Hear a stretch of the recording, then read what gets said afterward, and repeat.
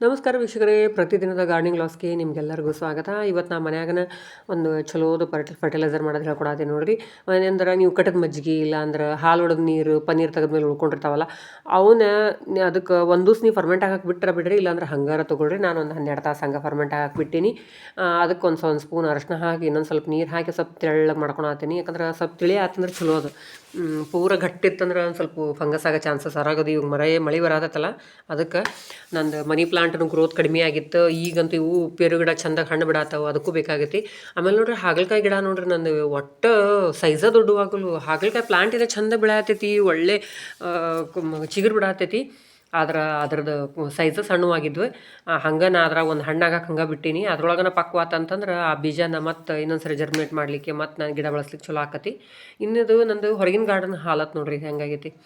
ಹೆಚ್ಚು ಕಮ್ಮಿ ಒಂದು ತಿಂಗಳದಿಂದ ಬರೀ ಮಳೆ ಬಂದು ಕಳೆ ಗಿಡಗಳೆಲ್ಲ ಭಾಳ ಬೆಳೆದ್ಬಿಟ್ಟಿದ್ದು. ಇವತ್ತು ಬರೀ ಅದನ್ನ ತೆಗೆದು ಅದನ್ನ ಕ್ಲೀನ್ ಮಾಡೋದಾಗೈತಿ. ಹೆಚ್ಚು ಕಮ್ಮಿ ಅರ್ಧ ತಾಸು ಅದೇ ಕೆಲಸ ಆಯ್ತು ನಂದು. ಇನ್ನು ನನಗಿದು ಹ್ಯಾಂಗಿಂಗ್ ಪಾಟ್ನಾಗ ನಾನು ಇದನ್ನು ಬೆಳೆಸಿದ್ದೆ, ಮೆಂತ್ಯಪಲ್ಲೆ ಬೆಳೆಸಿದ್ನಲ್ಲ, ಅದು ಮತ್ತು ಹಂಗೆ ಮೇಲಿಂದ ಬುಡ ಸಮೇತ ಕಿತ್ತಿದ್ದಿಲ್ಲ. ಅವನ್ನ ಮೇಲಷ್ಟೇ ಕಟ್ ಮಾಡ್ಕೊಂಡಿದ್ದೆ, ಮತ್ತು ಬೆಳಿತಾವನ ಅಂದ್ಕೊಂಡು. ಆದ್ರೆ ಅವನೇನು ಬೆಳಿಲಿಲ್ಲ. ಅದ್ರ ಸಲಗೆ ಮತ್ತು ಈಗ ಅದ್ರಾಗ ಜೀನಿಯಾ ಹಚ್ಚಾಕೊಂತೀನಿ. ಇವು ಜೀನಿಯಾ ಬೀಜಗಳನ್ನು ನಾನು ಮಿಶೋದಿಂದ ತರಿಸಿದ್ದೆ. ಇದ್ರ ಬಗ್ಗೆ ನಾನು ಲಾಸ್ಟ್ ಲಾಗ್ನಾಗ ಹೇಳಿದ್ದೀನಿ, ಹೆಂಗೆ ಮಿಶೋದಿಂದ ಯಾವ್ಯಾವ ಬೀಜಗಳನ್ನ ತರಿಸಿದ್ದೀನಿ, ಅವನ್ನ ನಾನು ಮನೆಯಲ್ಲೇ ಲೋ ಕಾಸ್ಟ್ ಸೀಡ್ಲಿಂಗ್ ಟ್ರೈ ಹೆಂಗೆ ಮಾಡಿದ್ದೀನಿ ಅನ್ನೋದ್ರ ಬಗ್ಗೆ ಎಲ್ಲ ತಿಳಿಸಿದ್ದೀನಿ. ಬೇಕಾದ್ರೆ ನೀವು ನೋಡಬಹುದು.